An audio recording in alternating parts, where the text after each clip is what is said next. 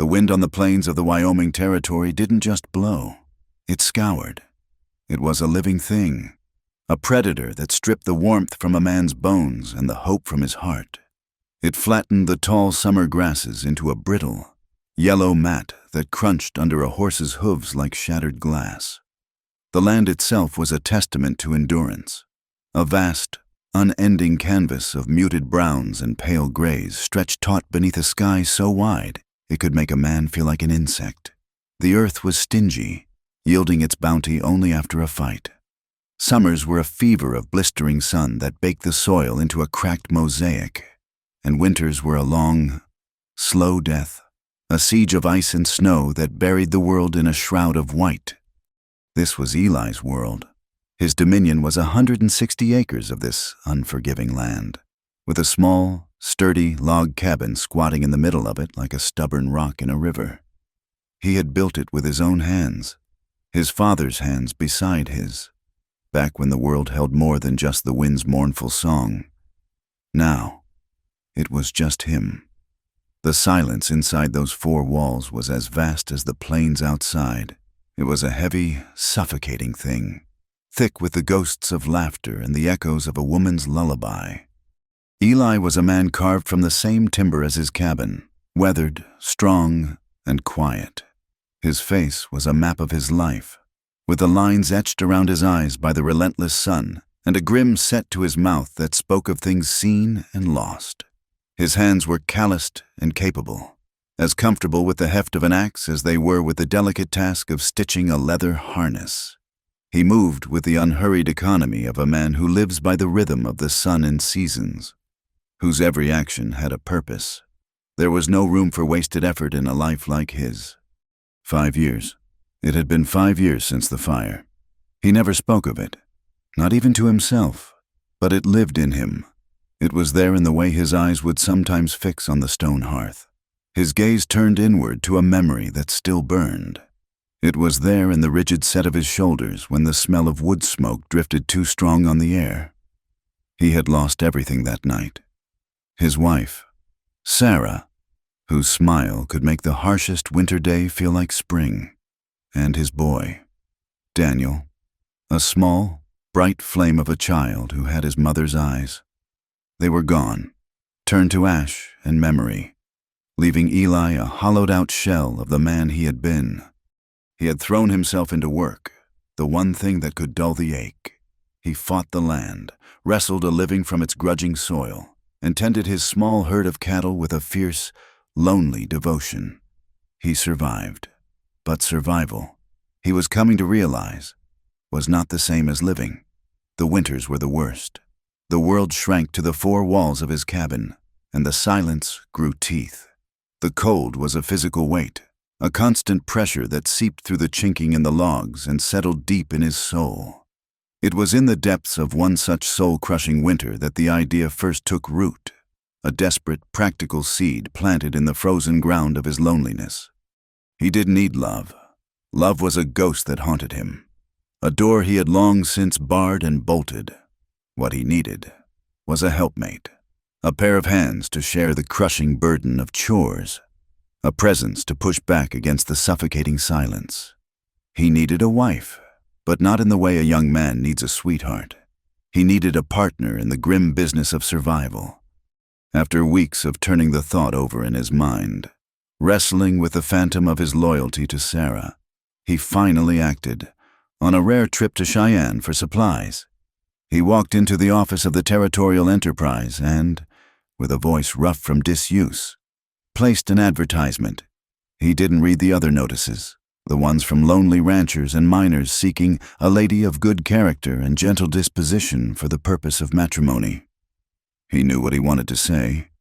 He paid the clerk, not meeting the man's curious gaze, and handed over a slip of paper with his terse, carefully chosen words.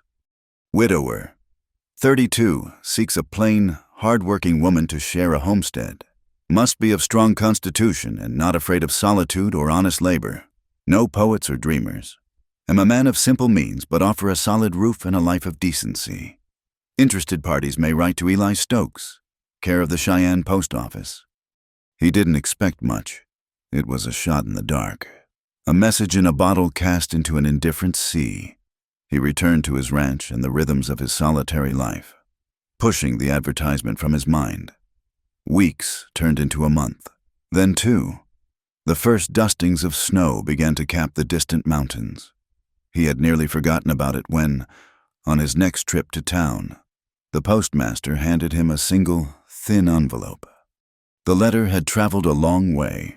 It was addressed in a neat, careful hand, a woman's script, and postmarked from a small town in Missouri he'd never heard of. Back in his cabin, by the flickering light of a kerosene lamp, he slid it open. "Mr. Stokes, I saw your notice in the paper. My name is Josephine Gable. I am a widow, 28 years of age. I am what you would call plain, and I have never been afraid of hard work. My health is good. I can cook, sew, clean, tend a garden, and I know something of animal husbandry. The circumstances of my life have become difficult here. I seek a new beginning, a place where the past does not cast such a long shadow. I do not have poets in my soul, sir. I have only a desire for a life of decency. As you wrote, if you will have me, I will be a good and diligent wife to you. There is one more thing. I would not be coming alone. My cousin, Marianne, would be with me. She is a gentle soul of 19 who has also fallen on hard times and has nowhere else to turn. She is as capable a worker as I am, though quieter in her ways. We are all the family the other has left. It is not possible for me to leave her behind. We would both earn our keep. I promise you that. If this arrangement is agreeable to you, send word, and we will make our way west on the next available train and stagecoach. We have enough money for the passage. Sincerely, Mrs. Josephine Gable." Eli read the letter 3 times. 2 women. His advertisement had been for one. His cabin was small, his supplies carefully measured. 1 extra mouth to feed was a calculated risk. 2 was a gamble. It complicated everything. He almost threw the letter into the fire. A single woman was a straightforward proposition. A woman with a gentle soul of a cousin in tow felt like a trap, a complication he didn't need. But he kept picturing the neat, steady handwriting. The past does not cast such a long shadow. He understood that. Lord, did he understand that? And the plea for her cousin. We are all the family the other has left. It spoke of a loyalty that resonated with something deep inside him. A chord that hadn't been struck in years. He thought of the coming winter, of the silence that would press in on him, of another season of ghosts for company. He was a practical man. 2 women meant twice the help, twice the hands to knead bread, mend clothes, milk the cow, twice the voices to fill the empty air. He spent the night staring into the flames, and in the morning, he rode back to Cheyenne and sent a single, terse telegram. Agreed. Come before the snows. Stokes. Hundreds of miles away. Josephine Gable held Eli's telegram in a hand that trembled slightly. It was a lifeline. For weeks, she had endured the whispers and the cold shoulders of the people in her town. Her husband, a good man named Thomas, had died in a barn fire. An accident. The sheriff had ruled. But Thomas had been in debt, and whispers, like fire, need only a little air to grow. They said she'd done it for the insurance money. They said she'd had a lover. The words followed her down the street, poisoning the air around her, turning friends into strangers. The insurance money was barely enough to bury him and pay for their passage west. The town had made it clear she was no longer welcome. Her very presence was a scandal. She looked across the small, rented room at her cousin. Marianne sat by the window, her hands twisting a piece of scrap cloth in her lap. She was like a frightened bird, all wide, dark eyes and delicate bones. She had arrived on Josephine's doorstep a month ago, wild-eyed and shaking, with a carpet bag containing all she owned and a bruise blooming on her cheek. She had run away on the eve of her wedding.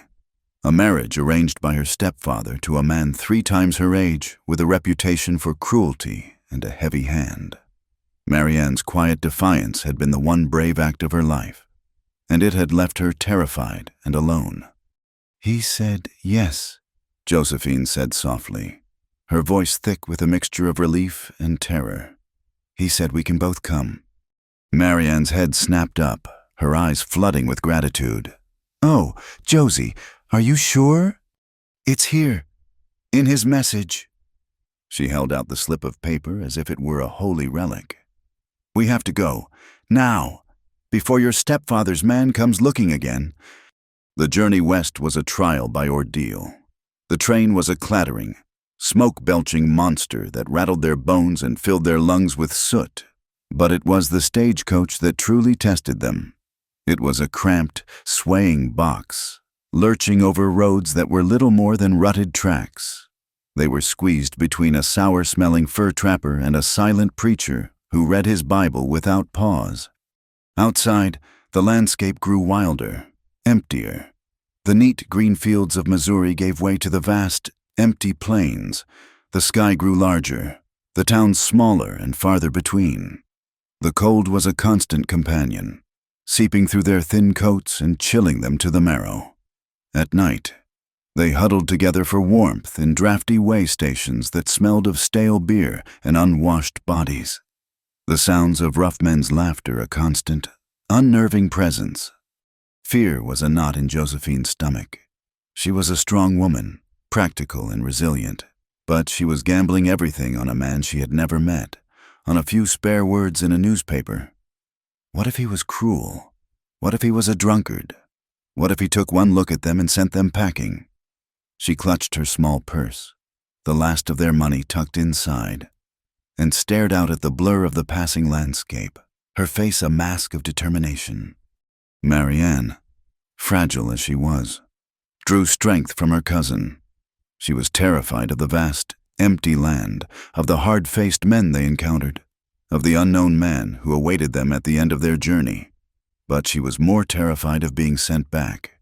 At night, she would wake from dreams of her would-be husband's leering face, and Josephine would be there, a firm, warm presence in the dark, murmuring reassurances until she drifted back to sleep. They shared everything, their meager food, their fears, their thin blanket, and the single, desperate hope that this Mr. Stokes would be a decent man.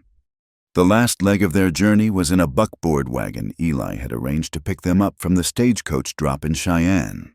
The driver was a grizzled old man who offered them a canteen of water and few words. As they left the relative shelter of the town, the wind picked up, howling like a hungry wolf. It carried the first flakes of snow, not the gentle, drifting kind, but hard, stinging pellets that pricked their exposed skin. "Storm's coming in," the driver grunted, pulling his collar up. "Stokes'll be waitin'. His place ain't far now." The landscape was bleak and intimidating. The sky was the color of lead, and the wind whipped the snow into a frenzy. Blurring the horizon, Josephine wrapped an arm around Marianne, who was shivering, her face pale. This was it. The edge of the world. They saw the cabin before the driver pointed it out, a dark, lonely shape against the swirling white. A thin curl of smoke rising from its chimney like a fragile prayer. It looked so small, so isolated. A terrible doubt seized Josephine. What had she done, bringing this gentle girl to such a desolate place? The wagon pulled up, and the driver helped them down. Their legs were stiff and clumsy from the long ride. The cold was shocking, stealing their breath. And then, the cabin door opened, and a man stepped out onto the porch. Eli had been watching for them. He had seen the wagon struggling through the rising storm, and felt a knot of apprehension tighten in his gut. He had prepared himself for one woman, a stranger who would disrupt the quiet order of his life. He had not prepared himself for two. As they climbed down from the wagon, he saw them clearly for the first time. The first woman, the one he assumed was Josephine, was taller than he'd expected. She held herself straight despite the wind, her chin up, a worn wool shawl pulled tight around her shoulders. Her face was pale with cold, but her eyes, when they met his, were direct and unflinching. She was not beautiful, but there was a strength in her features that his notice had called for. Then he saw the second one. She was smaller, slighter, half hidden behind the first. She looked like a drowned sparrow, her dark eyes wide with fear and exhaustion, her face nearly blue with cold. She clutched a small, worn bag to her chest like a shield. This must be Marianne, the gentle soul. She looked as if the first gust of wind might carry her away. A profound silence hung between them, broken only by the shriek of the wind and the crunch of the driver's boots as he unloaded their single trunk. Eli stood rooted to the spot on his porch, his mind a jumble of conflicting thoughts. His plan, his simple, practical solution to his loneliness, had just been shattered. This was not a helpmate. This was a complication of the highest order. He should send them back. He should tell the driver to turn right around and take them back to Cheyenne. He couldn't be responsible for two women, especially not one who looked as fragile as a spring robin. But even as the thought formed, he knew he couldn't do it. The snow was coming down thick and fast now, the world dissolving into a maelstrom of white. Night was falling. To send them out into that would be to condemn them. He saw the desperation in Josephine's steady gaze, the sheer terror in Marianne's eyes. Whatever their story was, it had driven them here, to the edge of civilization, to a stranger's doorstep in the middle of a blizzard. Josephine took a step forward, her voice steady despite the wind that tried to snatch the words from her lips. "Mr. Stokes, I am Josephine Gable, and this is my cousin, Marianne." Eli gave a curt nod, his face unreadable. He looked from Josephine's determined face to Marianne's frightened one, and then up at the darkening, violent sky. His practical nature warred with a deeper, long-buried instinct, the duty of a man to offer shelter in a storm. The storm made the decision for him. "Get inside," he said, his voice a low rumble. "Both of you, the storm's here." He turned without another word and went back into the cabin, leaving the door open. For a moment, the two women just stood there, the snow swirling around them. Then, exchanging a wide-eyed look of mingled fear and profound relief, they picked up their bags and hurried out of the biting wind, into the dim, uncertain warmth of their new life. The inside of the cabin was one room, a tight, masculine world built of pine logs and sheer will. It smelled of wood smoke, old leather, and coffee. A stone fireplace dominated one wall, its hearth swept clean. A rough-hewn table and two chairs stood in the center. Shelves holding tins of flour, sugar, and beans lined another wall. But the room was commanded by the bed. It was a large, sturdy frame, clearly built by the same hands that had raised the cabin, covered with a thick patchwork quilt and a heavy buffalo robe. It was the only bed. The realization settled upon the three of them with the weight of a physical blow. The storm howled outside, rattling the single window pane and sending drafts of icy air through the smallest cracks. Eli, who had stood stiffly by the door, cleared his throat. The sound was like stones grinding together. "You ladies can take the bed," he said, not looking at them. He gestured vaguely toward it. I'll take the barn." Josephine's head snapped toward him. She had seen the barn when they arrived, a drafty structure of weathered planks, barely more than a windbreak. In this storm, with the temperature dropping and the snow piling up, it would be a tomb of ice. She imagined him out there, shivering in a pile of hay, and a fierce, protective instinct flared within her. They had come here seeking shelter, not to be the cause of a man's death. "No," she said, her voice firm, cutting through the wind's cry. "You will not." Eli finally turned to look at her, his brow furrowed in confusion. "Ma'am, it's the only way." "The only way will see you with a lung fever by morning," she retorted, her practicality overriding any sense of impropriety. She gestured around the small cabin. "There is no other option. We are three people, and the world outside is trying to kill us. The fire will keep us from freezing, but the cold will still find us." She took a deep breath, steeling herself. She could feel Marianne's terrified eyes on her, and Eli's baffled stare. "We will all share the bed," she announced, her tone leaving no room for argument. "This is not about comfort or manners. Mr. Stokes, this is a compromise for survival. We will lie on top of the quilt, with the robe over us. It is the only sensible thing to do." Eli stared at her as if she had just sprouted a second head. The very idea was scandalous, unthinkable. He was a man who had lived by a rigid code of decency, a code that was now being trampled by the blizzard and the unyielding logic of this strange, determined woman. He opened his mouth to protest, to insist on the barn, but the words died on his lips. He knew she was right. He had spent enough winters here to know the deadly power of the cold. To refuse would be a fool's pride, and it would put these women in the terrible position of finding him frozen stiff come dawn. Without another word, he gave a short, jerky nod of assent. The silence that fell afterward was more profound than any before it, thick with unspoken tension and a staggering sense of crossing a boundary from which there was no return. That first night was an exercise in sheer torment. After a meager meal of hardtack and dried beef, eaten in near silence, the terrible moment arrived. Eli, his back to them, banked the fire for the night, ensuring a bed of hot coals would last till morning. Josephine laid out the rules with the crisp authority of a general. "I will lie in the middle," she declared. "It is the only proper way." It was a shield, a barrier of flesh and bone between the man and her younger, more vulnerable cousin.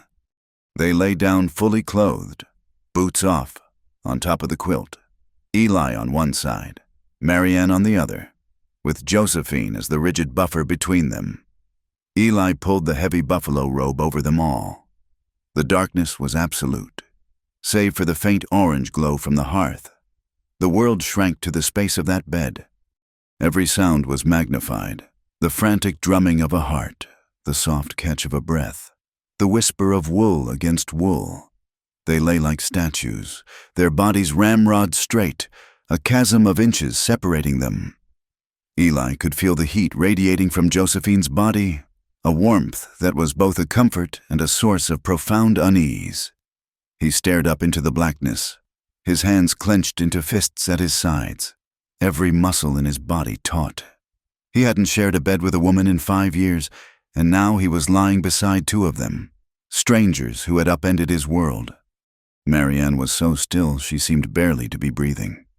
Fear was a cold stone in her belly. She was acutely aware of the strange man on the far side of her cousin. His size, his scent of pine and cold air. But beneath the fear was something else. The thick, heavy robe was a fortress against the howling storm. The warmth from Josephine beside her was a familiar comfort. For the first time in weeks, she felt safe. The terror of her flight, the uncertainty of the journey, it all seemed to recede, held at bay by the simple, shared heat in the heart of the blizzard. Josephine lay awake the longest, the sentinel between two worlds.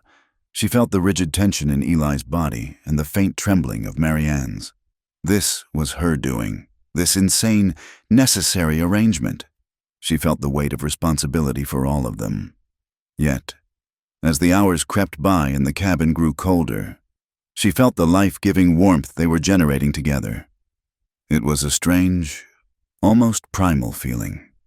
3 solitary souls, strangers thrown together by fate, creating a small island of heat against the vast, killing cold.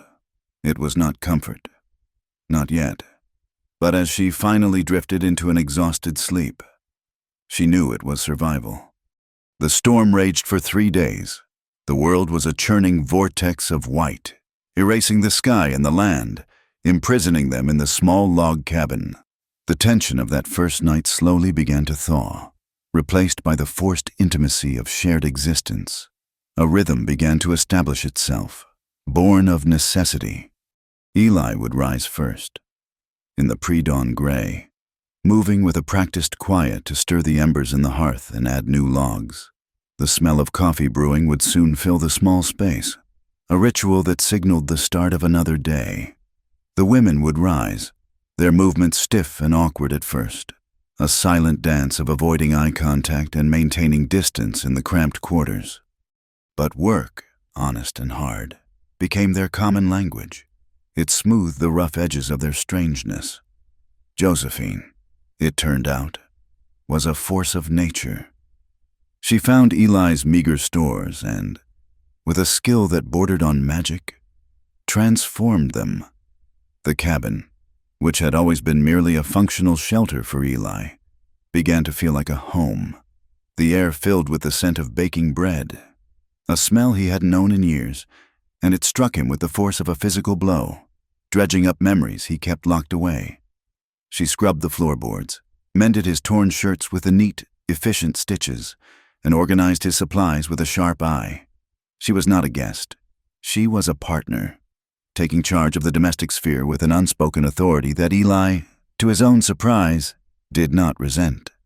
Marianne was quieter, her contributions less obvious but no less vital. She was a shadow at first, flitting at the edges of the room, her movements timid. But she had a gentle touch. The livestock in the attached lean-to, a milk cow and a few chickens, responded to her soft voice and patient hands in a way they never had for Eli. She would sing as she worked, her voice low and sweet, weaving old, sad songs from her homeland into the fabric of their days. They were songs of lost love and green hills, tunes that spoke of a life far from this harsh, wind-swept prairie. Eli would find himself pausing in his work, mending a harness or sharpening an axe blade, just to listen. The music was a balm on the raw, silent landscape of his soul. It stirred something in him, a flicker of emotion in a place he thought had gone cold and dead. It reminded him of his mother, of Sarah, of a time when his life had contained softness and beauty. He would never acknowledge it. His face would remain a stony mask, but he was listening. Marianne also brought color into their world. From her bag, she produced a small bundle of brightly colored threads and a piece of linen. In the afternoons, when the chores were done and the storm still raged, she would sit by the fire, her needle flying, creating intricate patterns of wildflowers and birds. It was a small act of creation, an insistence on beauty in a place defined by its harshness. As the days passed, Josephine's strength became more apparent.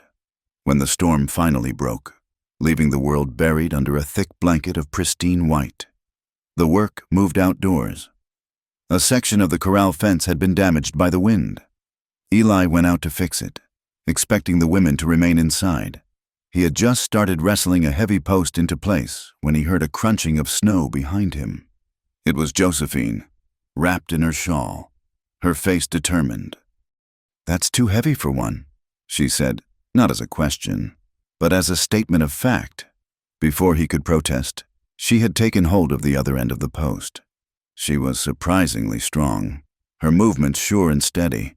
They worked together for the rest of the morning, their breaths pluming in the frigid air, falling into an easy, wordless rhythm. He would dig the hole. She would help set the post. He would hammer the rails. She would hold them steady. He found himself watching her, admiring the efficient set of her shoulders, the way she met the physical challenge without complaint. She was not like Sarah, who had been softer, more delicate. Josephine was like the land itself, resilient, unadorned, and powerful. One evening, after the work was done and they were finishing a simple supper of stew, a log in the fire shifted, sending a shower of sparks up the chimney. Eli saw Josephine flinch, her knuckles white where she gripped her spoon. A shadow passed over her face, a deep and sudden pain. She quickly composed herself, but he had seen it. Later that night, he stepped outside to check on the animals. The sky was a vast expanse of glittering, frozen stars, and the silence was absolute. As he turned to go back inside, he heard a sound from the cabin, so faint he almost missed it. A muffled sob, choked back, followed by a sharp intake of breath. He stood frozen by the door, knowing he should not be listening, but unable to move. It was Josephine, He knew it with a certainty that settled in his gut. She was weeping for her dead husband, the one lost to fire. The sound was a ghost of his own grief, a perfect echo of the silent, desperate tears he himself had shed in the dark loneliness of this very cabin. He understood her pain in a way no one else could. He didn't go inside. He simply stood in the biting cold, a silent witness. And for the first time, he felt a bond with this stranger, a thread of shared tragedy woven between them in the dark. The next night, the atmosphere in the cabin had changed. The unspoken grief hung in the air. They sat around the table, the lamp casting long, flickering shadows. It was Marianne who broke the silence. "That song I was singing today," she said softly, her eyes on the embroidery in her lap. "My mother taught it to me. She used to sing it when my father was away. After she died, my stepfather couldn't abide the sound of it." She fell silent, but the story hung unfinished in the air. Josephine reached out and placed a hand over her cousin's. "Marianne was to be married," she said, her voice quiet but clear, looking directly at Eli. "To a man named Barlow. He was old and cruel.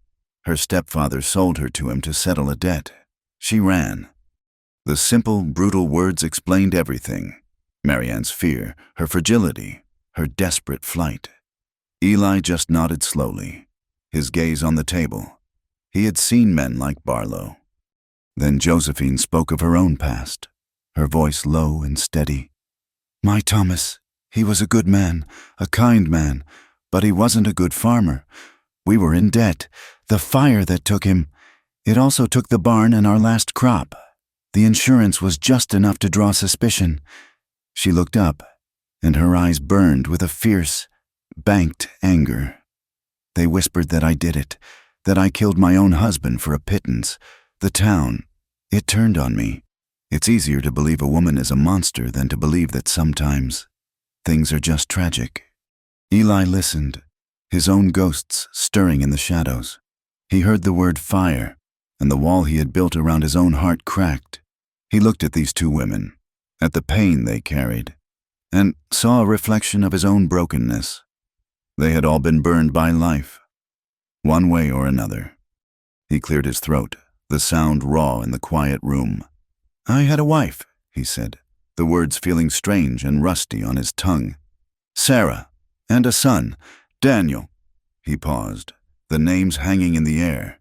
He hadn't spoken them aloud in years. "There was a fire, a prairie fire, moved faster than a galloping horse. I was out with the herd. I couldn't get back in time." He didn't need to say more. The story was there in the bleak finality of his tone, in the sudden, hollow look in his eyes. For the first time, he was not just the silent, brooding man who had offered them shelter. He was Eli, a man who had lost everything. In the flickering lamplight, the three of them sat in a shared, broken silence. They were no longer just a man and two strange women. They were three survivors, three sets of secrets and sorrows laid bare on the rough-hewn table.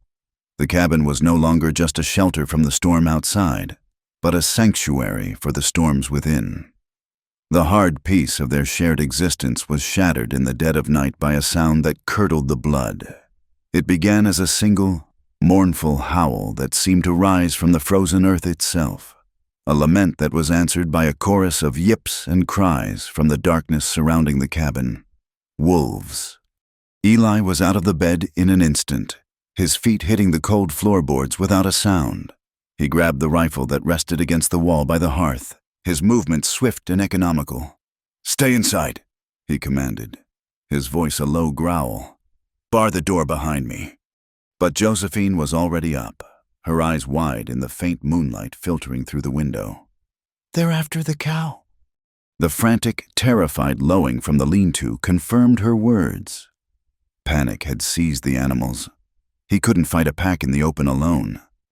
"Josephine, get the lantern lit. Marianne, stay away from the window," Eli ordered, his mind racing. The lean-to was the most vulnerable point, its walls thinner than the cabin's logs.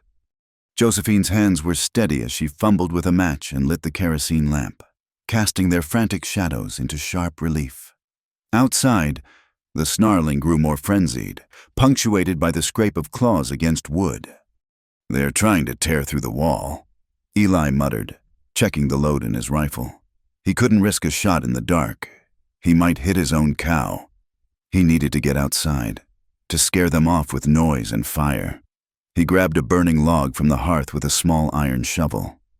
"I'm coming with you," Josephine said, her jaw set. She had taken hold of the heavy cast-iron poker from the fireplace. "You can't face them alone." "It's too dangerous." "It's more dangerous to let them take our only source of milk for the winter," she shot back, her logic unassailable. Before he could argue further, a splintering crash came from the lean-to, followed by a scream of pure terror from the cow. There was no more time. Eli threw open the cabin door and plunged into the frigid, moonlit night, the burning log held before him like a torch. Josephine was right behind him, the heavy poker gripped in her hands. The scene that met them was chaos. Half a dozen gray shapes, lean and spectral in the snow glare, were swarming the lean-to. One had managed to tear a plank loose and was trying to squeeze through the opening. Eli roared, a primal, furious sound, and thrust the burning log towards the closest wolf. It yelped and recoiled from the flames, its eyes glowing green in the dark. He fired the rifle into the air. The crack of the shot was deafening, echoing across the silent plains. The pack scattered for a moment, startled by the noise and fire, melting back into the shadows. But hunger was a powerful master. They regrouped at the edge of the light, circling, their eyes fixed on the cabin. "They'll be back," Eli said, his breath coming in ragged clouds. Josephine stood beside him, her knuckles white on the poker, her gaze scanning the darkness. From the cabin doorway, Marianne cried out, "Eli, behind you!" He spun around just as a lone wolf, bolder or more desperate than the rest, shot out from the shadow of the woodpile. It had circled around, unseen. Eli didn't have time to raise his rifle. He shoved Josephine behind him and met the animal's charge with the butt of his gun, swinging it like a club. He caught the wolf on the side of its head, sending it tumbling with a yelp of pain. But in its lunge, the animal's teeth had found a purchase. A searing, white-hot pain shot through Eli's left forearm. He staggered back, cursing, as the wolf scrambled to its feet and disappeared into the night. The rest of the pack, seeing their leader's failed attack, seemed to lose their nerve. One by one, they faded into the darkness, their howls growing fainter with distance. Silence descended, absolute and ringing. Eli stood breathing heavily, the rifle dangling from his right hand. "Are you hurt?" Josephine's voice was sharp with concern. "It's nothing," he grunted, but when he moved his arm, a wave of dizziness washed over him. In the lantern light, they could see the dark stain spreading through the sleeve of his shirt. They herded him back inside, barring the door. The adrenaline was fading, leaving a shaky exhaustion in its wake. Marianne, her face ashen, rushed forward with a basin of water and clean rags. Her earlier fear was gone, replaced by a focused intensity. Josephine carefully cut the sleeve away from his arm. The wound was ugly. 4 deep gashes, welling with blood. "It needs to be cleaned and stitched," she said, her voice tight. What followed was a grim, silent ritual in the heart of the night. Josephine washed the wound with carbolic soap and water that stung like fire, her touch firm and efficient. Marianne, meanwhile, rummaged through her small bag of personal effects and produced a small tin. "This is a poultice," she said, her voice barely a whisper. "My mother used it. It has yarrow to stop the bleeding and plantain to draw out the poison." Her hands trembled as she opened the tin, revealing a dark, fragrant paste. When it came time for the stitches, Josephine held the lamp steady while Eli gritted his teeth, his forearm resting on the table. He refused the offered shot of whiskey. "Need my head clear," he muttered. He watched, his face a stony mask, as Josephine pushed the needle through his skin with a grim determination. After the last stitch was tied, Marianne came forward with the poultice. Her timidity had returned now that the immediate crisis was over. Her hands shook so much she could barely hold the small wooden spatula. "Let me," Josephine began, but Eli spoke, his voice quiet but firm. "No, let her do it." His eyes met Marianne's. She flinched but didn't look away. Slowly, hesitantly, she scooped up a small amount of the dark paste. She leaned over his arm, her hair falling forward to curtain her face. Her touch, when it came, was as light as a moth's wing. It was a stark contrast to Josephine's capable, no-nonsense handling. Where Josephine's touch was practical, Marianne's was a question. She gently spread the cool salve over the angry, stitched flesh. Her fingers, stained with herbs, were trembling, but her movements were surprisingly deft. The poultice smelled of earth and crushed leaves, a clean, healing scent. The pain in his arm began to dull, replaced by a strange, spreading warmth. He watched her, captivated by the intense concentration on her face. The lamplight softened the lines of her jaw and caught in the darkness of her hair. When she was finished, she began to wrap his arm with a clean strip of linen. Her fingers brushed against his skin, and an unexpected jolt, entirely different from the pain of the wound, shot through him. He saw her feel it too. Her breath hitched, and her hands stilled for a fraction of a second.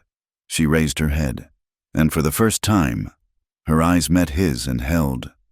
In her wide, dark eyes, he saw not just the fear he had grown accustomed to, but a deep well of compassion, and something else, a nascent strength, a resilience he had never suspected.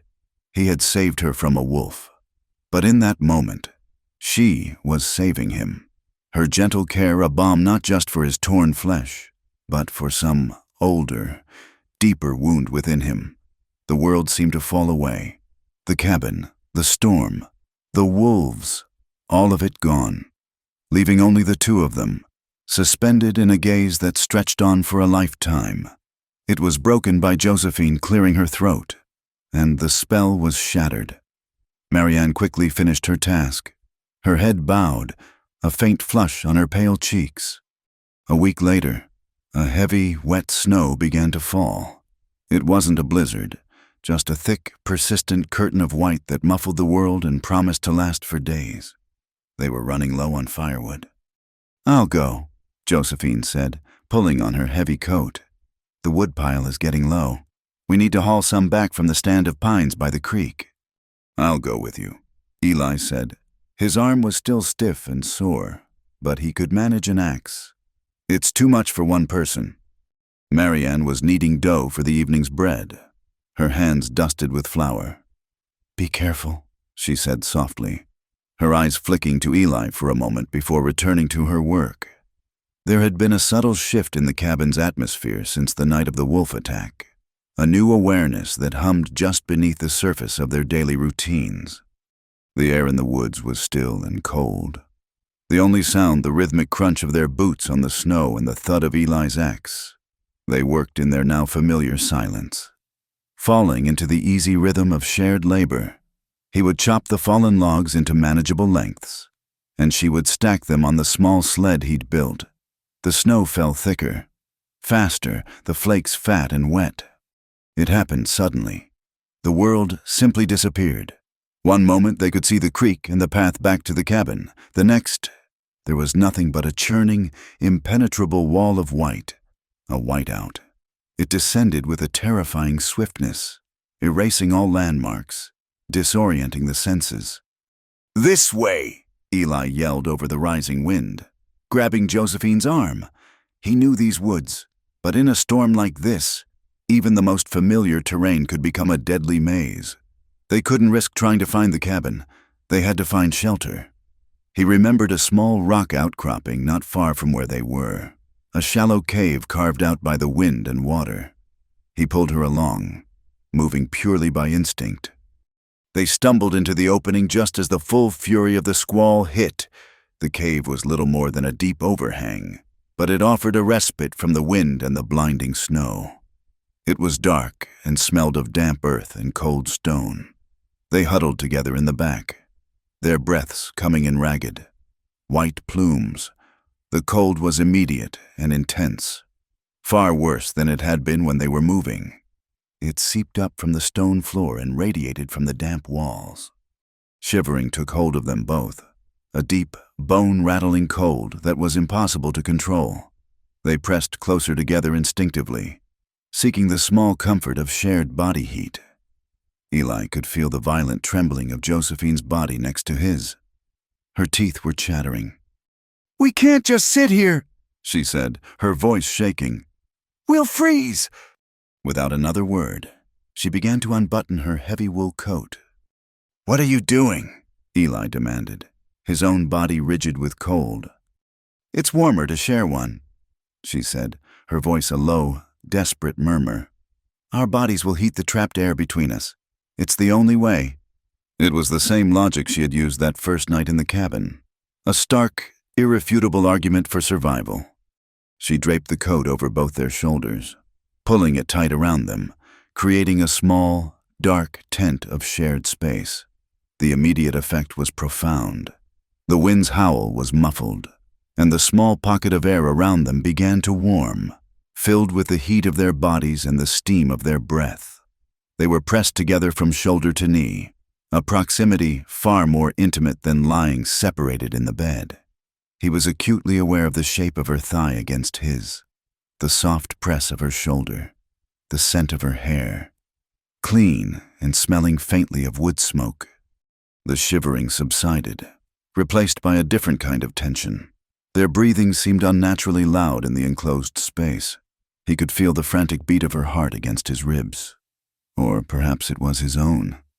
"We'll be all right," he said, his voice rough. "The squall will pass." She was silent for a long moment. Then she shifted, her head turning toward him in the near darkness. He could just make out the pale oval of her face, her eyes dark pools of shadow. "I'm not afraid," she whispered, her breath warm against his cheek. He could feel the words more than hear them. "If it's you."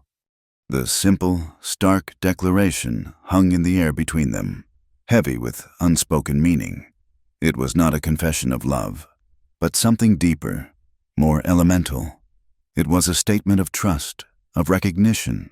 It was an acknowledgement of the powerful, unspoken bond that had been forged between them in shared grief, in silent labor, in the face of death. He was the first person since her husband's death who had seen her not as a scandal or a burden, but as an equal. And she was the first person who had looked at him and not seen a ghost, but a man. He didn't know what to do, what to say. Every instinct he had honed over 5 years of solitude screamed at him to pull back, to rebuild the wall.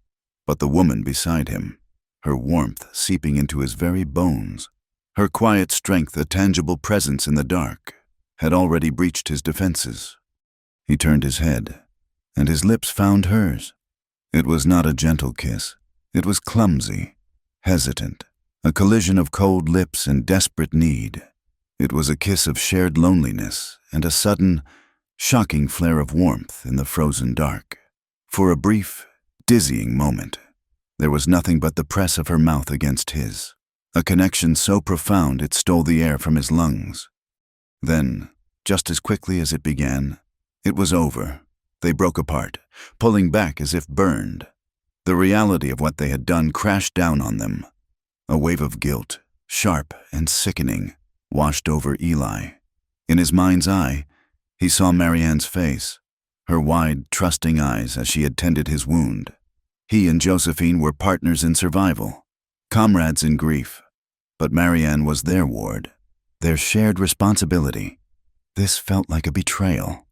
They sat in a new, terrible silence, no longer touching, the coat a hollow shell around them. The storm outside began to ease, its fury spent, but a far more complicated storm had just been unleashed within the cave. When they returned to the cabin an hour later, dragging the sled behind them, the world was quiet and white. Marianne was waiting. She had kept the fire roaring and a pot of stew hot.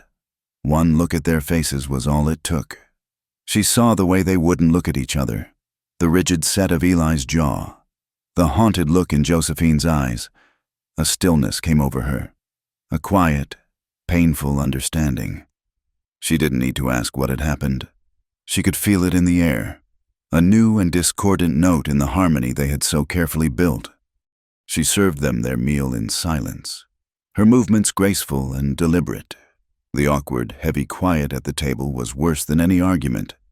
After they had eaten, while Josephine was washing the dishes with a frantic, focused energy, Marianne walked over to where Eli stood by the window, staring out at the snow. She didn't reproach him. There was no anger in her voice, no jealousy.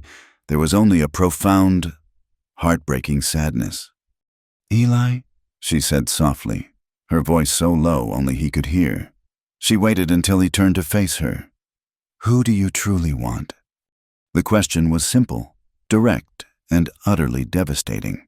It was not an ultimatum. It was a genuine plea for clarity from a heart that could not bear to be a source of confusion or pain. It sliced through his guilt and turmoil, laying the truth of his impossible situation bare. Later that night, long after the women were asleep, Eli lay awake on his side of the bed, staring into the darkness.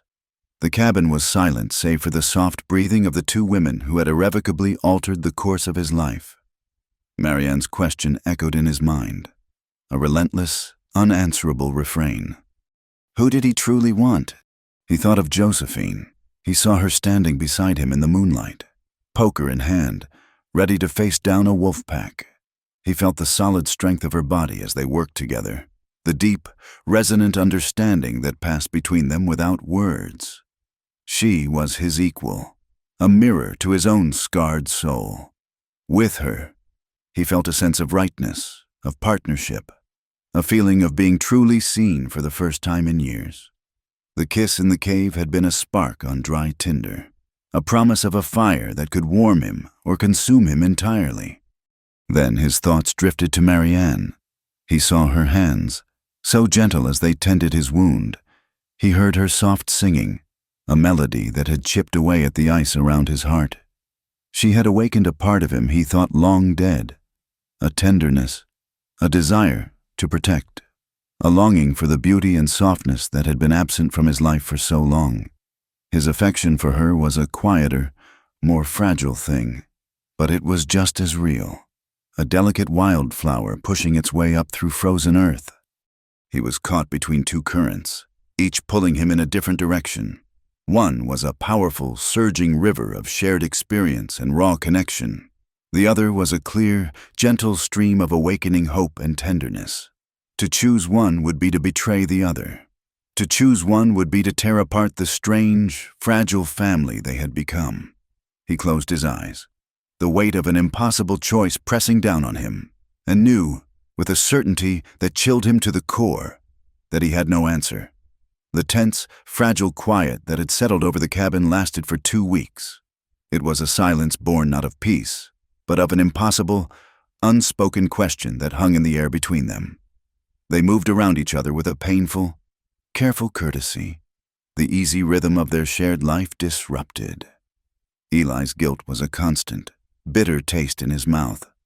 Josephine's practical energy was now brittle, her movements sharp and too quick, as if she were trying to outrun her own thoughts.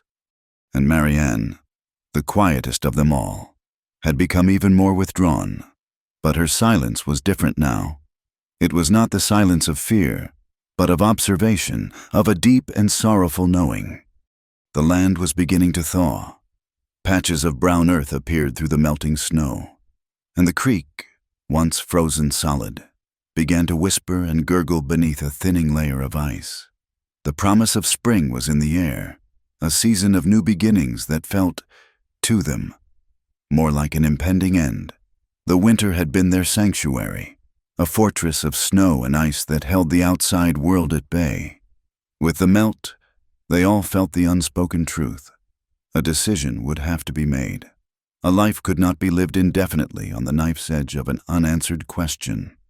The strangers came on a Tuesday afternoon. When the sun was high and the melting snow dripped from the eaves of the cabin like a slow, sad clock, they were 4 of them on horseback, dark shapes cresting the hill to the east, their figures stark against the pale blue sky. Eli saw them first. He was splitting logs near the barn, the rhythmic thud of his axe the only sound in the vast stillness. He paused, axe in hand, and a cold knot of dread formed in his stomach. Visitors were a rarity. 4 armed visitors were a threat. "Josephine! Marianne!" he called, his voice sharp, carrying in the clear, cold air. "Inside, now!"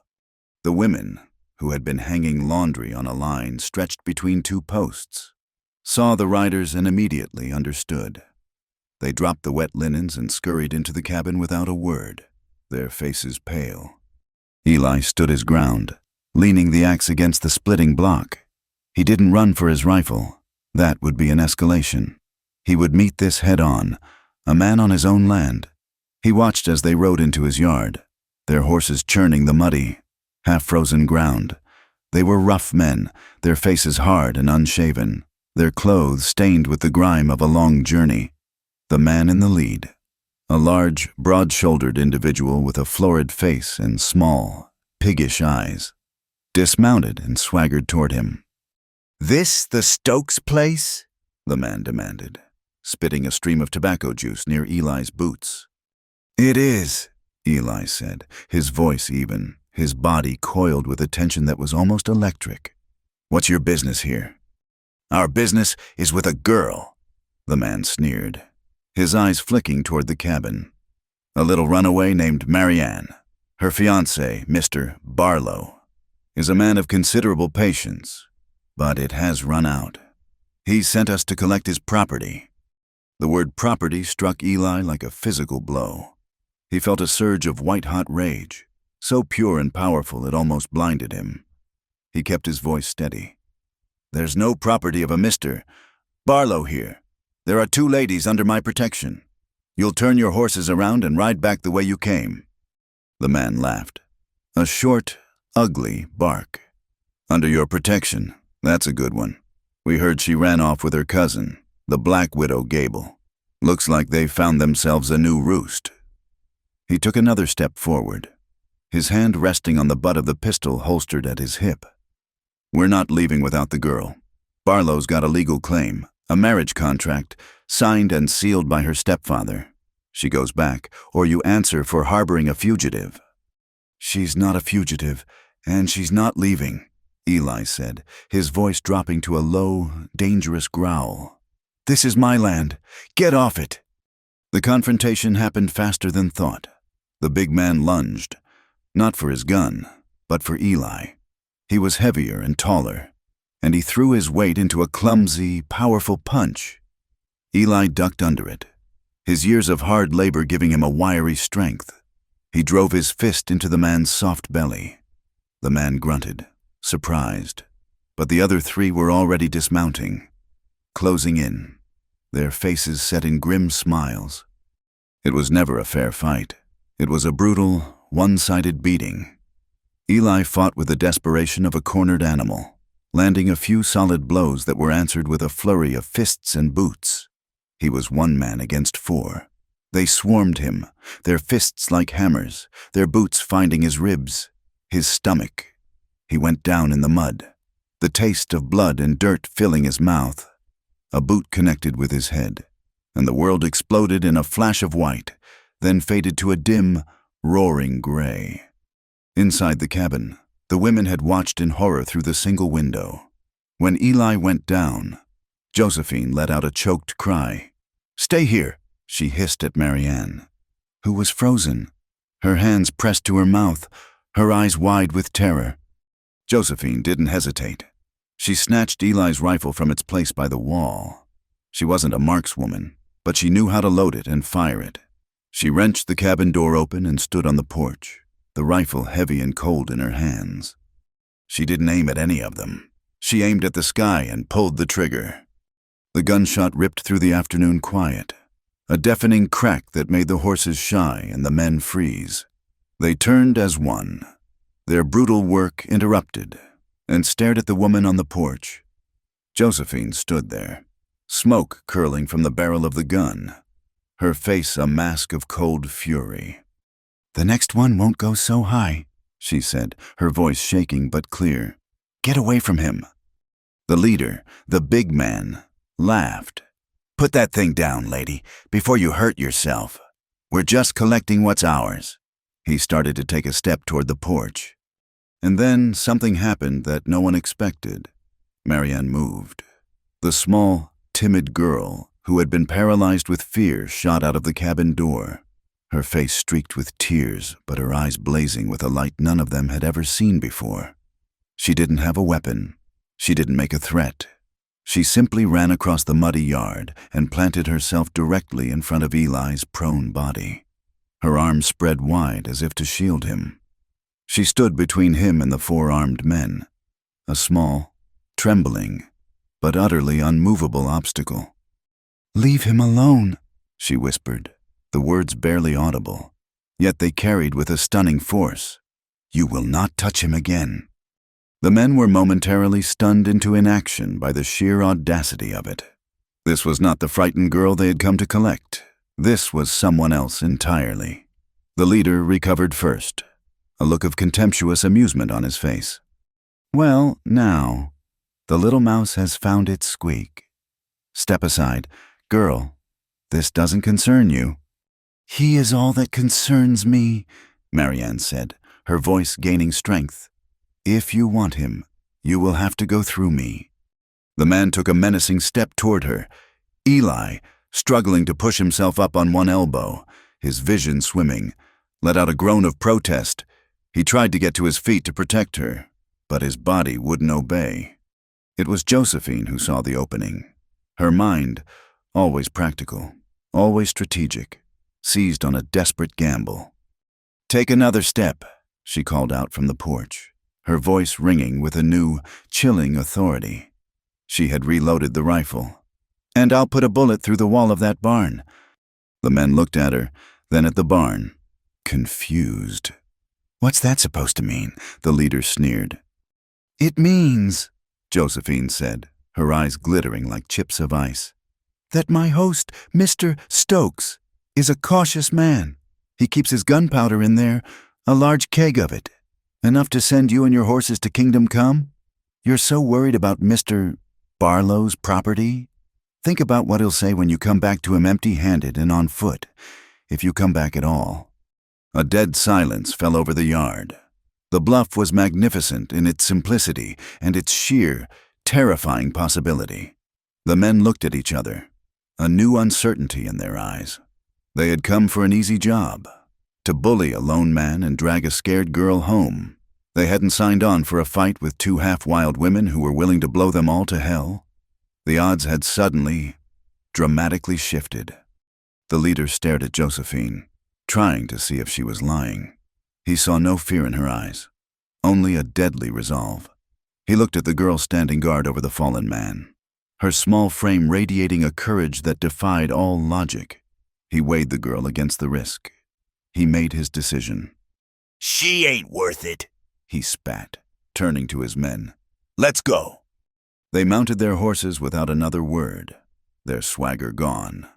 They cast one last, hateful look at the three figures in the yard, then wheeled their horses around and rode away, their departure as sudden as their arrival. They disappeared over the same hill, leaving behind a churned-up yard, a bleeding man, and a silence that was filled with the thunder of what had just happened. The aftermath was a blur of frantic activity. Together, the two women managed to get Eli inside and onto the bed.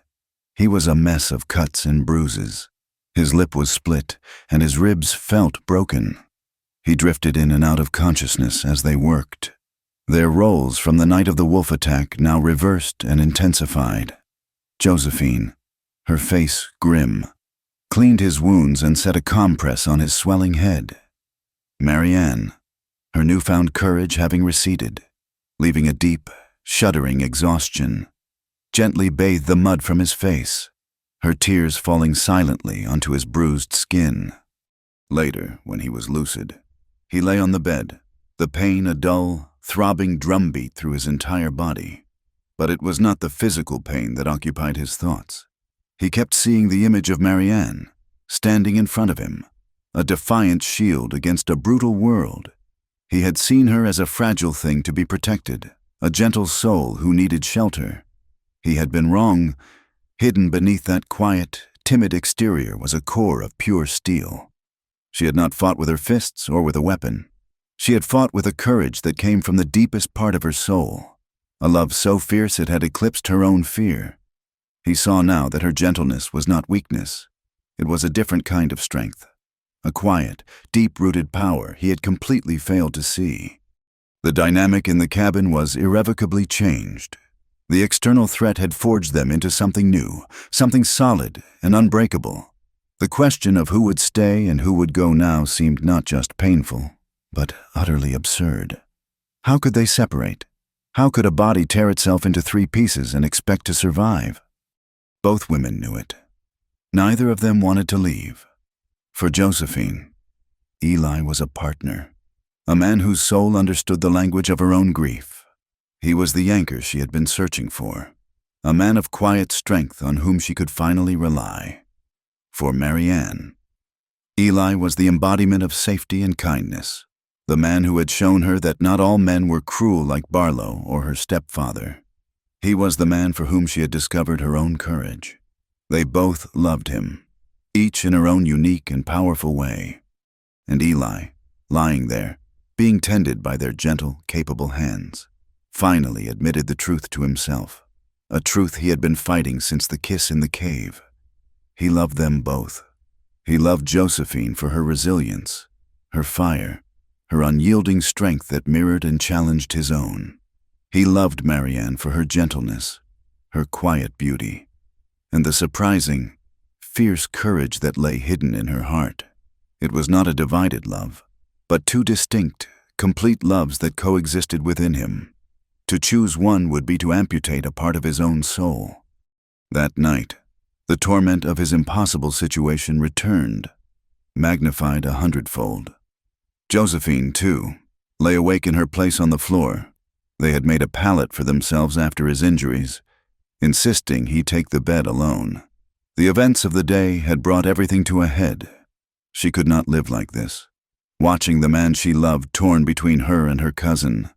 Marianne deserved a chance at a whole and uncomplicated love, something Josephine felt her own scandalous past and pragmatic nature could never allow. She loved them both too much to be the cause of their pain. She made a decision, a sacrifice that felt like tearing her own heart from her chest. She rose silently from her bedding, a ghostly shape in the moonlight. She would go to Eli, tell him she was leaving in the morning, that he should choose Marianne. She would make it easy for them. She would disappear, find work in Cheyenne, and leave them to build a life together. She crept to the side of the bed where Eli lay, his breathing shallow in a pained sleep. She reached out a hand to wake him, but before she could, a floorboard creaked behind her.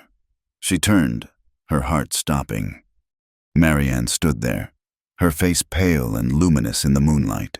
She, too, had been unable to sleep. She, too, had reached a decision. She had seen the kiss in Eli's eyes when he looked at Josephine, had felt the powerful, magnetic pull between them. She believed Eli's heart truly belonged to her cousin, and that she, Marianne, was the gentle complication, the beloved obstacle. She had come to tell Eli that she would leave, that she would find her own way, so that he and Josephine could be free. They stood there for a long, silent moment, 2 women on the same desperate, selfless errand. Their intentions mirrored in each other's haunted eyes, the truth of their shared purpose, their shared love, and their shared pain passed between them without a single word. Josephine's resolve crumbled. A low, choked sob broke from her throat. The sound woke Eli. He pushed himself up, his bruised body protesting, and saw them both standing there, poised on the brink of a terrible sacrifice. Josephine, Marianne, he whispered, his voice hoarse. What is it? He held out a hand. Not to one, but into the space between them. Marianne took a step forward, then another, and sank down onto the edge of the bed. Josephine followed, her body collapsing as if the strings holding her together had been cut. And there, in the quiet, moonlit cabin, all three of them sat on the single bed that had been the stage for their strange and complicated story. The carefully constructed walls of their composure, their self-sacrifice, their stoicism, all came crashing down. Marianne began to weep. Silent, heartbroken tears. Josephine buried her face in her hands, her shoulders shaking with deep, ragged sobs, and Eli, the stoic, silent man who had not cried in 5 years, felt a hot, stinging trail slide down his cheek as he looked at the two women he loved, realizing with a final, devastating clarity that he could not bear to lose either of them. They cried together, not for what was lost, but for what was found and could not be named, for the love that was too large for the single heart of one person, for the impossible, beautiful, and heartbreaking truth of their intertwined lives. No one wanted to be the one to leave. No one could bear to be the one left behind.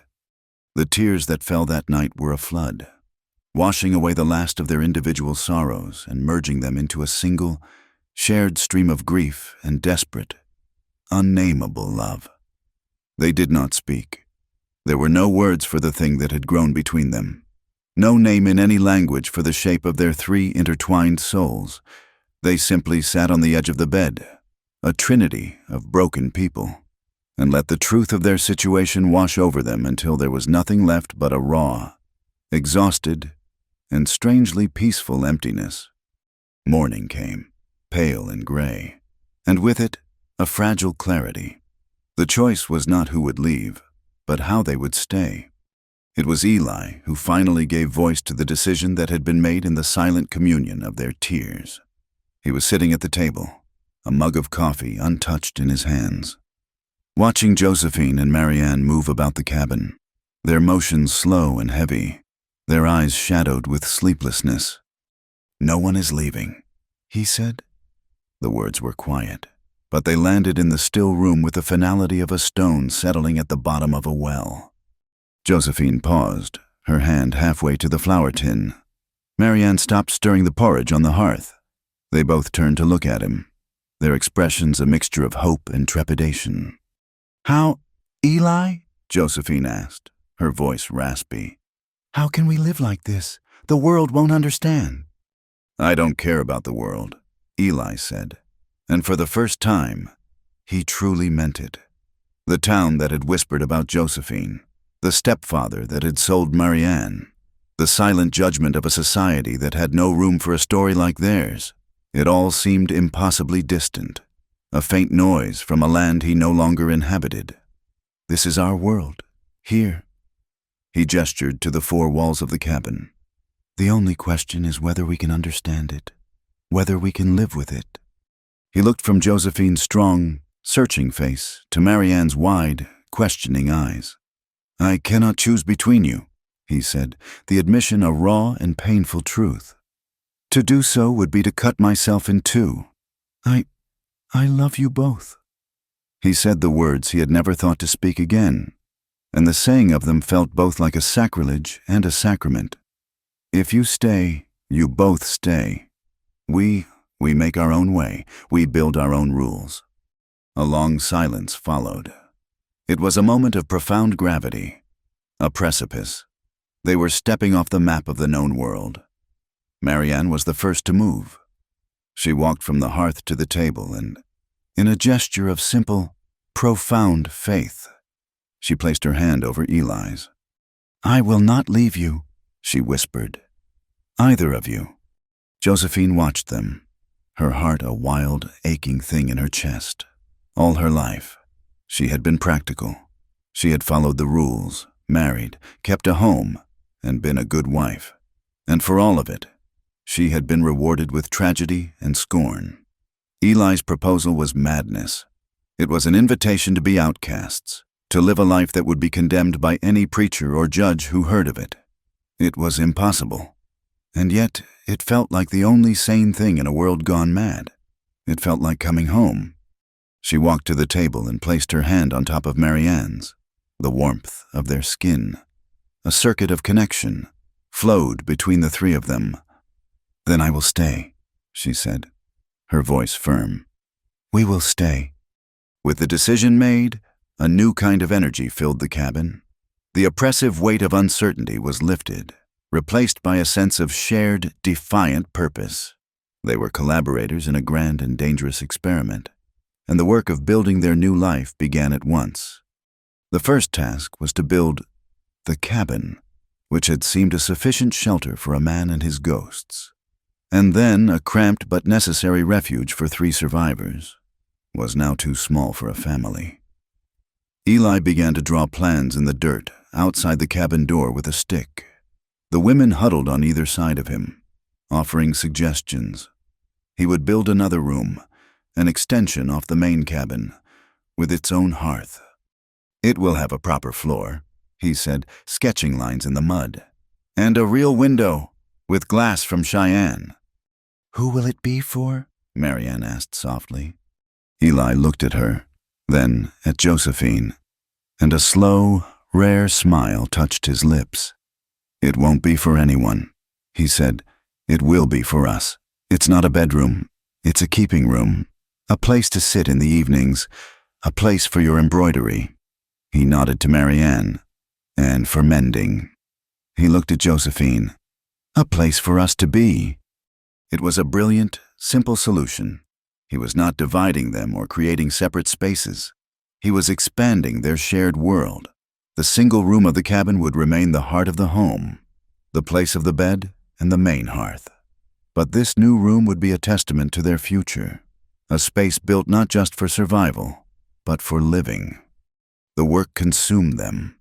The last of the snow melted away, revealing the rich, dark earth, and spring arrived with a sudden, vibrant rush, while Eli cut and notched the logs for the new room, his axe ringing in the clear air. The women took charge of the land. They found the plot where Sarah's garden had been, long since overgrown with prairie grass. Together, they tilled the soil, their hands digging into the cool, damp earth, turning it over, preparing it for new life. They planted seeds they had bought on a trip to town: corn, beans, squash, and potatoes. They worked side by side from sunup to sundown, their bodies aching with the satisfying weariness of honest labor. Their faces turned to the sun. When Eli was ready to raise the walls of the new room, they were his partners. He was shocked by their strength and endurance. Josephine, with her steady, powerful resolve, could lift the end of a log that would have made many men grunt with effort. Marianne, though slighter, was nimble and quick, chinking the gaps between the logs with a mixture of mud and grass, her small hands moving with a precise, artistic grace. Their meals, once fraught with tension, became the highlight of their day. They would gather around the table, ravenous and exhausted, and share the food they had grown or raised. Laughter, a sound that had been absent for so long, began to find its way into the cabin. Marianne would tell a story of a clumsy chicken, and Josephine would make a dry, witty comment that would make Eli let out a short, surprised bark of a laugh. These small moments of shared joy were more precious than gold. They were the mortar that was binding their strange new family together. They rebuilt the section of the barn the wolves had damaged, making it stronger than before. They worked as a unit, each anticipating the other's needs, a silent choreography of shared purpose. One afternoon, as they were securing a new roof beam, a circuit rider, a traveling preacher on his way to a distant settlement, stopped for a drink of water. He saw the man and 2 women working together on the roof, their movements synchronized, their faces smudged with dirt and sweat. He saw the way the man handed a tool to one woman, who then passed it to the other with a smile. The preacher took his water, his face a mask of puzzled disapproval, and rode on, shaking his head at the strangeness of the folks who lived at the edge of the world. They watched him go, and then they looked at each other and, all at once, they burst out laughing. They were outcasts, and for the first time, it felt like freedom. The summer deepened, hot and dry. The corn grew tall, and the garden flourished under their constant care. The new room was finished, its window of real glass a marvel that caught the morning light and filled the space with a warm, golden glow. Life settled into a rhythm that was both peaceful and profound.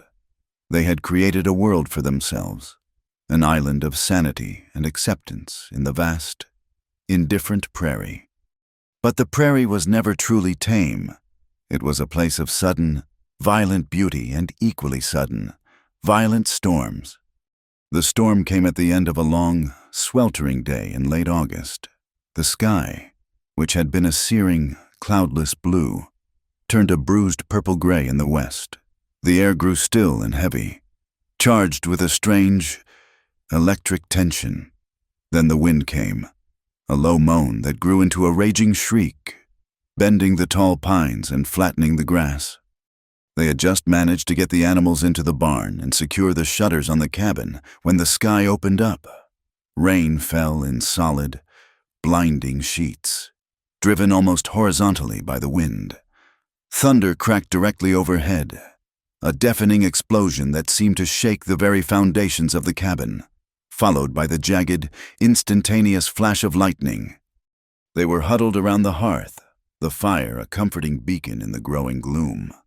The wind battered the small cabin, searching for any weakness, any crack, and it found one. There was a sudden, violent crack, not of thunder, but of splintering wood. The heavy wooden bar that secured the main door had snapped under the relentless assault of a powerful gust. The door flew open with a bang, crashing against the interior wall.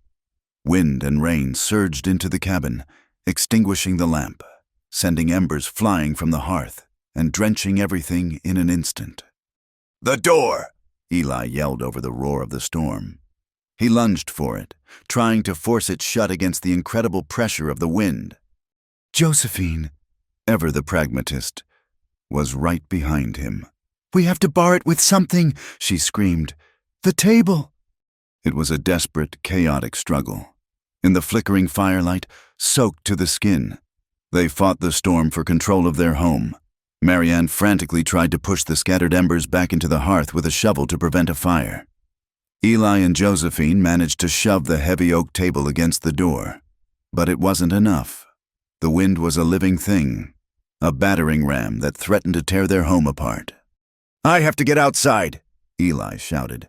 I can nail it shut from the outside. No, Josephine cried. You'll be swept away! But he was already grabbing a hammer and a handful of long nails. In that moment, Josephine saw a piece of the broken bar lying on the floor. If she could wedge it from the outside, it might hold long enough for Eli to secure it properly. Without a second thought, she acted. She squeezed past Eli and plunged out into the storm. The force of the wind and rain was staggering. It stole her breath and blinded her.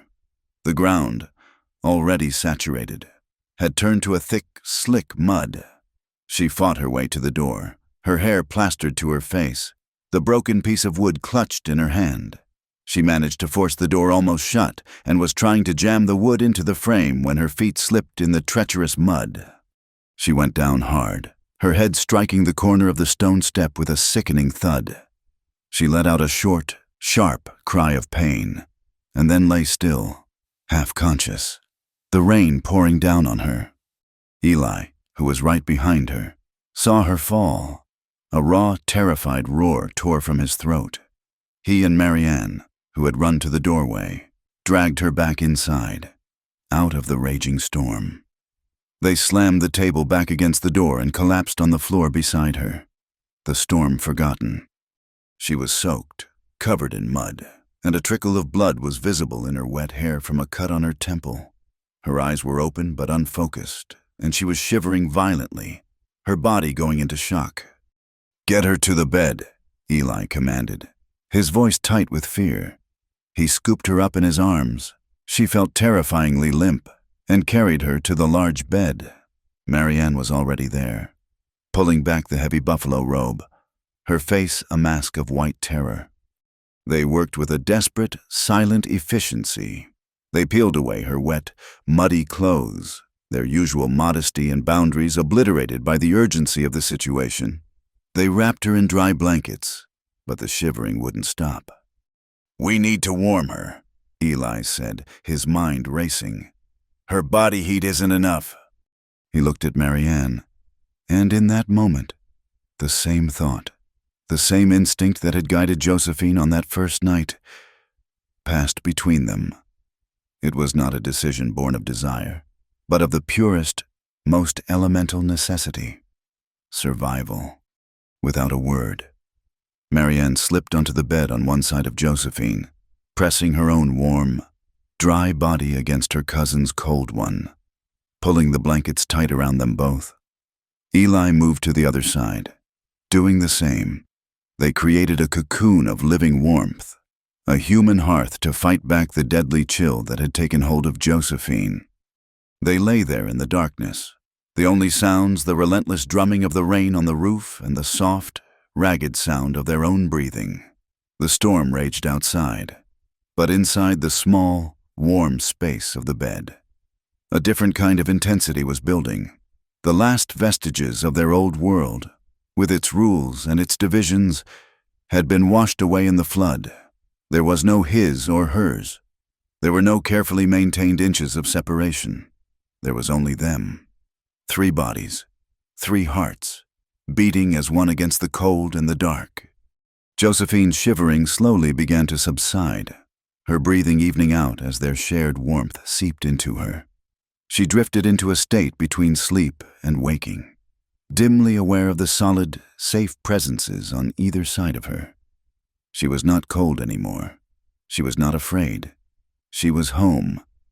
Eli felt the tension in his own body slowly uncoil, lying there, with Josephine's head resting in the crook of his shoulder and Marianne's soft breath warming his back. A profound sense of peace washed over him, a feeling he had not known since he was a boy safe in his parents' house.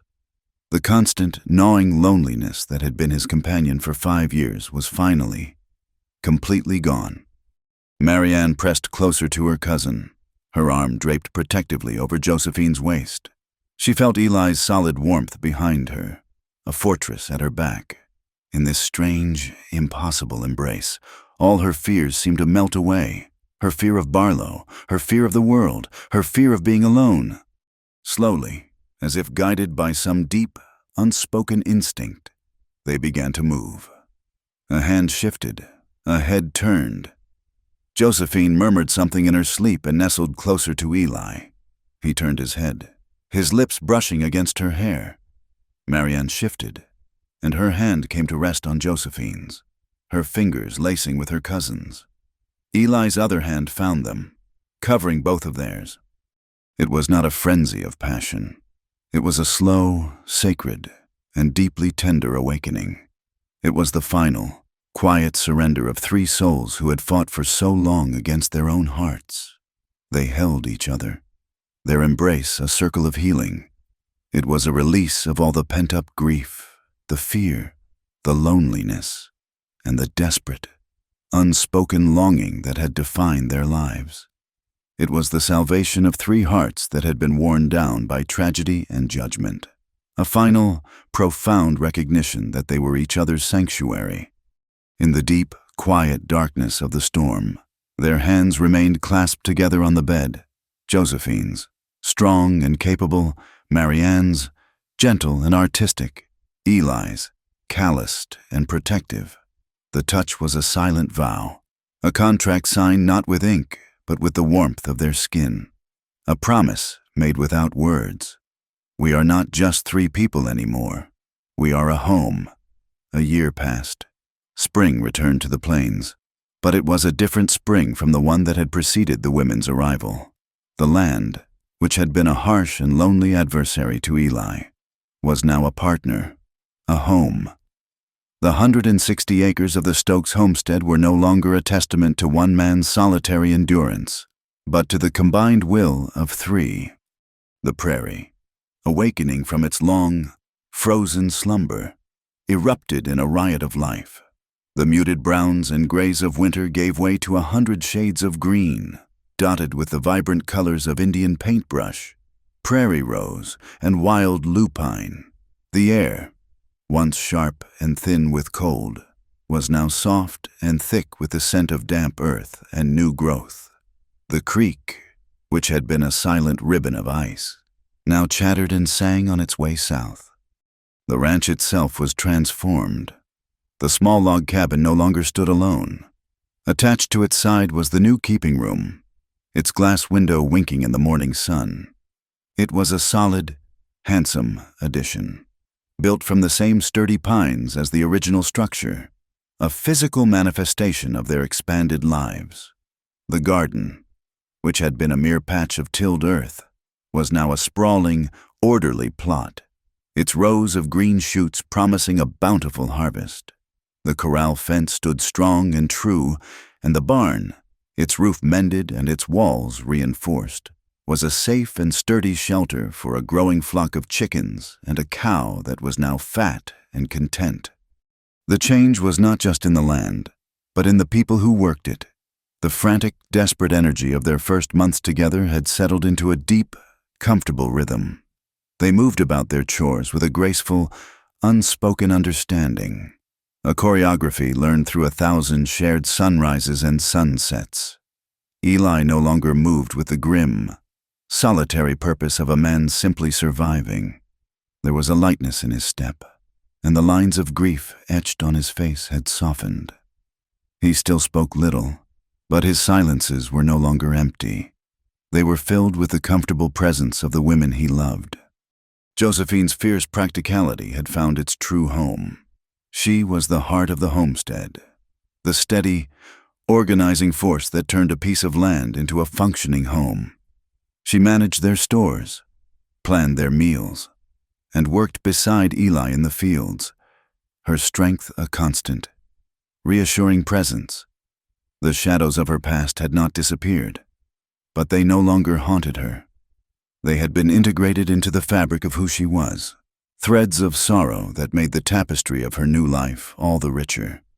And Marianne, the frightened bird who had arrived on the brink of collapse, had finally found her wings. The vast, empty prairie that had once terrified her was now the canvas for her quiet beauty. She was the soul of the homestead. It was her touch that coaxed the most vibrant blooms from the garden, her gentle hands that nursed a sickly calf back to health, her sweet, clear voice that filled the evenings with song. Her courage, born in a moment of desperate love, had not faded. It had simply settled inside her, a quiet, unshakable confidence that shone from her dark, compassionate eyes. Their relationship, the unnameable thing forged in a blizzard and sealed in a storm, had also found its own rhythm. There was no jealousy, no sense of division. Their love was a current that flowed between the three of them, sometimes as a quiet, steady stream, sometimes as a rushing, passionate river, but always connecting them, always nourishing them. They were three distinct points of a triangle, each essential, each holding the structure together with an equal and unbreakable force. The world outside their small island of existence had not simply ignored them. The West was a place of gossip and harsh judgment, but it was also a place that respected grit and results. On their infrequent trips to Cheyenne for supplies they could not make themselves. They noticed a change. At first, the townsfolk had stared, their whispers following them through the general store. They were an oddity, a scandal, the grim widower, the black widow, and her strange, silent cousin. But the whispers began to fade. People saw them, not as a scandal, but as a unit. They saw the way Eli would instinctively place himself between the women and any rough-looking stranger. They saw the easy, affectionate way Josephine would place a hand on Marianne's arm. They saw the healthy, well-fed look of their horses and the quality of the produce they sometimes brought to trade. They saw three hard-working people who were not just surviving, but thriving, against all odds. The grudging respect of the community was embodied in Mr. Henderson, the proprietor of the general store. He was a sour, pinched man who had initially treated them with a barely veiled contempt. One day in early spring, as Eli was loading sacks of flour into their wagon, one of the sacks split, spilling a white cloud onto the muddy street. Before Eli could even curse, Henderson was at his side with a fresh sack. "My fault," the storekeeper grunted, though it clearly wasn't. "This one's on the house." He looked past Eli at Josephine and Marianne, who were waiting in the wagon. He gave them a short, almost imperceptible nod. It was not a gesture of friendship, but it was a gesture of acknowledgement. It was the world's way of saying that while it did not understand them, it could no longer deny the solid, undeniable reality of them. They were the Stokes folk now, and they belonged. The most direct acknowledgement came not from a storekeeper, but from a man of God. It arrived in the form of a letter, brought by the same circuit rider who had passed by their homestead the previous summer. The preacher, a man named Reverend Miller, had clearly wrestled with his conscience and his curiosity. Eli opened the letter one evening in the new keeping room. The lamp cast a warm, golden glow, and Marianne was humming softly as she worked on a piece of embroidery. Josephine was reading a year-old newspaper, her feet propped up on a small stool. Eli read the letter in silence, his expression unreadable. Then he looked up, a strange, bemused light in his eyes. "What is it, Eli?" Josephine asked, lowering her paper. He handed the letter to her. She took it and read it aloud, her voice even but tinged with disbelief. "Mr. Stokes, I hope this letter finds you and your household in good health. I am Reverend Miller. We met briefly last year when I passed your homestead. I must confess, your domestic situation has weighed upon my mind and been the subject of much prayer. The Lord works in mysterious ways, and it is not my place to judge the arrangements of men, only to offer the grace of God. I have seen the fruits of your labor, and I hear in town that you are good and honest people. It seems to me that a union that is clearly one of affection and mutual support, however unorthodox, should be blessed in the eyes of the Lord. To that end, I will be passing through your area again in a month's time. If you wish it, I would be willing to perform a ceremony of marriage, to join the three of you in holy matrimony. It is an unusual proposition, I grant you, but I believe God's love is large enough to encompass even the most unique of families. Please send word if this would be agreeable to you. Yours in faith, Reverend John Miller." When she finished reading, a profound silence filled the room. The offer was so unexpected, so earnest, so utterly impossible in its attempt to fit their boundless, undefined love into a shape the world could recognize. Marianne looked up from her sewing, her dark eyes wide. "A wedding?" she whispered, the words sounding foreign and strange. Josephine looked at Eli, a question in her eyes. What were they to make of this? A part of her, the part that had always craved legitimacy and acceptance, was touched by the preacher's offer. But another, deeper part knew that what they had could not be sanctioned or defined by any outside authority. Eli took the letter back from her. He stared at it for a long moment. Then a slow smile spread across his face. It was a genuine smile, one that reached his eyes and crinkled the sun-weathered skin around them. He looked at Josephine, then at Marianne, his gaze filled with a deep and abiding love. He shook his head slowly. "He's a good man, I think," he said, his voice a low rumble. "But he's a little late." He tossed the letter into the fire. They watched the paper curl, blacken, and turn to ash. "We were already married," Eli said softly, his eyes reflecting the flames. He reached out, taking one of Josephine's hands and one of Marianne's. "We were married in the cold of that first blizzard. We spoke our vows in the dark when the wolves came. Barlow's men were the witnesses. The storm was our preacher." He squeezed their hands. "Our union was blessed by our own survival. We don't need any other." In that moment, they knew he was right. Their marriage had not been made in a church, but forged in fire and ice, in blood and fear and love. Their bond was older and stronger than any piece of paper. than any words a preacher could say. A few weeks later, another truth, quieter but no less profound, made itself known. It was Josephine, her practical nature alert to the changes in her own body. She knew before she was certain. She waited until one evening when the three of them were sitting on the porch of the new room, watching the stars begin to prick the deep indigo of the twilight sky. "There's something I have to tell you," she said, her voice steady, but her hand went to her still flat belly. "We are going to have a child." The words fell into the quiet evening like pebbles into a still pond. Eli, who was leaning against a porch post, went utterly still. 1,000 emotions washed over his face: shock, fear, and then a slow, dawning joy so immense it seemed to radiate from him. He looked at her, his eyes shining in the dim light, and he could not speak. He simply went to her, knelt before her chair, and gently placed his calloused hand over hers on her stomach. Marianne let out a soft cry of pure delight. She threw her arms around Josephine's neck, her cheek pressed against her cousin's.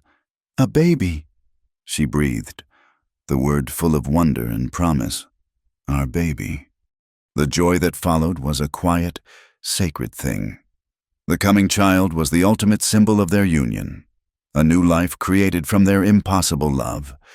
It was the future, a living, breathing testament to the family they had built.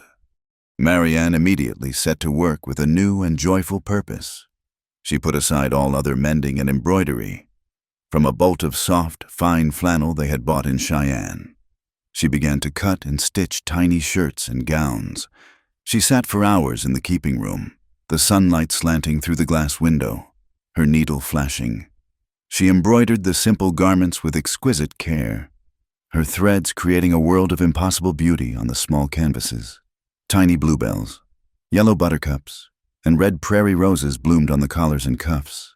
A small, fat robin, its breast a cheerful orange, took flight on the front of a small nightgown. Each stitch was a prayer, a wish, an infusion of love for the child that was coming to join their circle. The summer ripened into fall, the greens of the prairie fading to gold and russet. The harvest was bountiful, their root cellar filled to bursting. Josephine's body grew round and full, and her movements became slower, more deliberate, but she radiated a deep, serene contentment. One evening, as the days grew shorter, they walked together to the edge of the pasture to check on the cattle. The day's work was done. The air was cool and crisp, carrying the smoky scent of autumn. They stood leaning against the top rail of the fence Eli had built with his own 2 hands. The same fence he had mended with Josephine. The sun was setting, a great molten ball of orange and red that painted the underside of the clouds in fiery streaks of pink and gold. The light spread across the vast, empty plains, bathing the world in a warm, ethereal glow. It was a sight of breathtaking, heartbreaking beauty. They stood in silence, watching the day die. Eli stood in the middle, Josephine on his right, Marianne on his left. He reached out, and his hands found theirs. Josephine's hand was strong and warm in his, her grip firm and sure. Marianne's was smaller, more delicate, her fingers lacing trustingly with his. They stood there, a single, unbroken line against the vastness of the land and the sky, their 3 shadows stretching long behind them. There were no words. None were needed. Everything that had to be said had been said in the long, hard year behind them. In the silence was a perfect understanding, a profound and complete peace. The ghosts of the past were finally at rest. The fears of the future were held at bay by the simple, solid warmth of their linked hands. They had faced the worst the world could throw at them, and they had not just survived. They had created something beautiful in its place. Their hearts, once shattered and broken, were now whole, healed by the strange and miraculous love they shared. Their home had only 1 bed, but their world was as wide as the sky above them, and it was filled with a brilliant, unwavering light. The West was a harsh place that spared no one, but it was there that broken hearts could find each other again, in a single home, even with only one bed. Thank you for listening to our story. We'd love to connect with our audience, so please comment below and let us know where in the world you're listening from. For more tales from the frontier, be sure to subscribe to our channel, From Wild West, and share your thoughts on Eli, Josephine, and Marianne's journey.